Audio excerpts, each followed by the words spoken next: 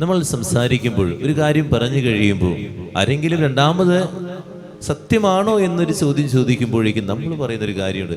ദൈവമാണ് സത്യം, എൻ്റെ തലയാണ് സത്യം, ബൈബിളാണ് സത്യം, എൻ്റെ ഭർത്താവാണ് സത്യം. അപ്പോഴേക്കും സത്യമിടാൻ ഇങ്ങനെ തുടങ്ങുന്ന വ്യക്തികളാണ് നമ്മൾ അറിയാതെ തന്നെ ഈ സത്യം ഇങ്ങനെ ഇട്ടുകൊണ്ടിരിക്കും.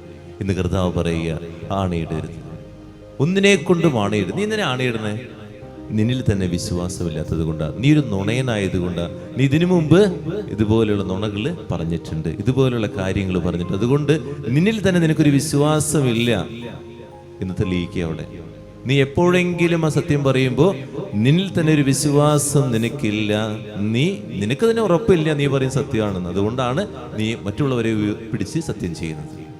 അതുകൊണ്ട് ക്രിസ്ത്യാനികൾ അറിയാതെ അവൻ്റെ നാവിൻ്റെ തുമ്പി കിടക്കുന്ന ഒരു കാര്യമാണ് ഈ സത്യം പറച്ചിൽ. ബൈബിളാണ് സത്യം, ഭർത്താവാണ് സത്യം, ഭാര്യയാണ് സത്യം, മക്കളാണ് സത്യം.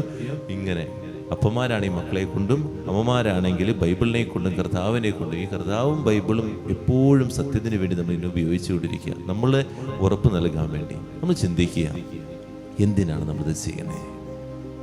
നന്മകൾ പറയുക, നല്ലത് പറയുക. നമ്മളുടെ ജീവിതത്തിലെ മറ്റുള്ളവർക്ക് നന്മ വരുത്തുന്ന കാര്യങ്ങൾ പറയുമ്പോൾ നമ്മൾ ആരുടെ മുമ്പിലും നമ്മൾ സത്യവാനാണെന്ന് തെളിയിക്കേണ്ട ആവശ്യമില്ല, നമ്മൾ വിശ്വസിക്കും. അതുകൊണ്ട് നമ്മൾ ഉള്ളിൽ വ്യാജ്യം വരുമ്പോഴാണ്, നമുക്ക് തന്നെ ഒരു വിഷമം തോന്നുമ്പോഴാണ് നമ്മൾ സത്യമൊക്കെ ചെയ്യേണ്ടി വരുന്നത്.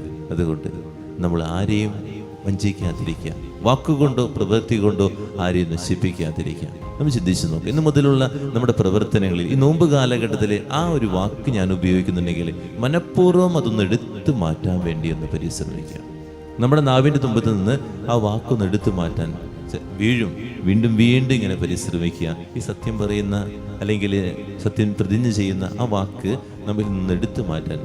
ഇടയ്ക്ക് ഇങ്ങനെ വെറുതെ സംസാരിച്ചുകൊണ്ടിരിക്കുന്ന സമയത്ത് അറിയാം ശരിയാണോടി എന്ന് ചോദിക്കുമ്പോഴേക്കും അപ്പോഴേക്കും തുടങ്ങും എല്ലാവരെയും കൊണ്ടുള്ള സത്യം. ഈ പറച്ചിൽ ഒന്ന് എടുത്തു മാറ്റാൻ ഈ നോമ്പ് കാലഘട്ടത്തിൽ നമുക്കൊന്ന് പരിശ്രമിക്കാം, പ്രാർത്ഥിക്കാം.